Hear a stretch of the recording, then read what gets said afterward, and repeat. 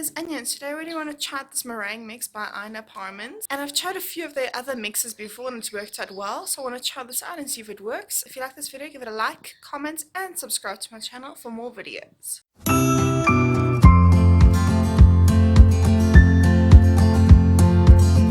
In a bowl, whisk together 3 egg whites until soft peaks form, then gradually add the meringue mix and whisk until smooth and glossy. A good tip that I learned is that when you put a small amount of the mixture and rub it between 2 fingers, and if you can't feel any sugar granules left, the mixture is ready. Wipe mixture out.